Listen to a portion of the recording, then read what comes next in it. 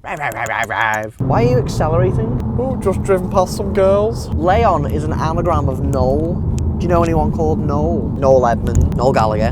Do you actually know a Noel? Got a Cupra. What would win in a fight? I guess so 6 sat in the back. I've got you and I've got the horses. A guy called Leon or a Leon Cupra? Which would win in a fight? Snogmeyer in a Void, Cupra, Golf R or an NSX? Mecanophilia. Dada! This is the new 2017 Seat Leon. Looks similar, doesn't it?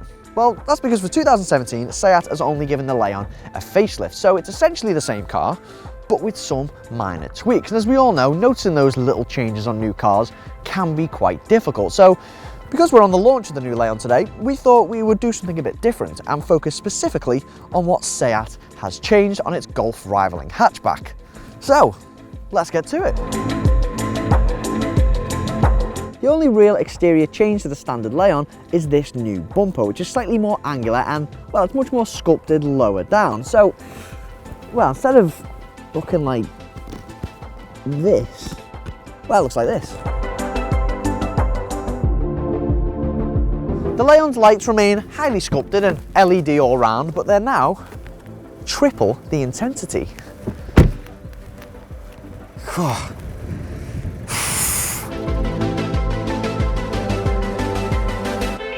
Seat's made a few changes to the standard interior of the Leon as well. So there's now availability of an 8-colour waterfall ambient light effect for the doors. You can choose to have an electric parking brake, and there's some fresh upholsteries to choose from as well. But that's not the big news. The big news is the new trim level. You gonna bring it in? Oh, here it is. Excellence Technology. Spelled it with 2 L's? Yep, because in true Seat form, they've spelled it in big bold capital letters, so it's easy to misspell. And this trim essentially gives you all the high-end tech stuff of the newer Tecker SUV, and also adds some style improvements too. Now, this starts at £22,000, and it includes the likes of leather seats, that's a slightly sportier, twin exhaust pipes, chrome window surrounds and grille, a unique dashboard trim, wireless phone charging, excellent badging, and a convenience pack added as standard, which brings automatic lights and wipers. Seat has expanded its petrol range with the addition of a new 1-litre 3-cylinder turbo unit with 113 brake horsepower. Now, this claims to return an average of around 64.2 miles per gallon, and it emits just 102 grams per kilometre. And yeah, like a lot of 3-cylinder turbos, this is a really characterful little engine, especially when you drop a gear on a winding road.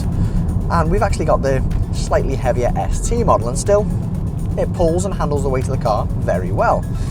But what about diesel engines? Well, Seat's actually been fiddling with its diesel range too. It's actually updated its existing 108 brake horsepower 1.6 litre turbo unit, and now it offers 5 brake horsepower more with 113 brake horsepower. And efficiency-wise, it claims to return an average of around 70.6 miles per gallon, and CO2 stands at just 105 grams per kilometre. But what about the Cupra? Well, Seat haven't actually made any new interior or exterior unique changes to it. Well, except for that slightly different badge, but they have made changes where it matters. They've added an extra 10 brake horsepower and 30 Newton meters of torque, and that torque is apparently available over a wider rev range from 1800 RPM to 5500 RPM. Oi!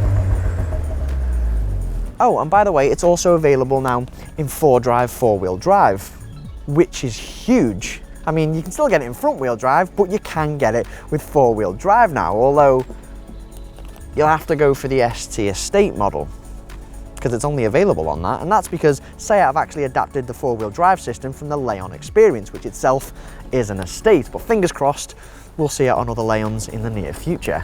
So that was a quick overview of the new 2017 Seat Leon, but don't worry, we will be getting the standard Leon and the Cupra into our office to do a full review very soon. But until then, make sure you click the subscribe button to stay up to date on all of our latest video reviews. And that's a wrap. Is it annoying when I hit your seat? Danny, do you feel like putting your seat back to crush my legs? Danny! You can stop. Is it annoying? Is it actually annoying? Sorry.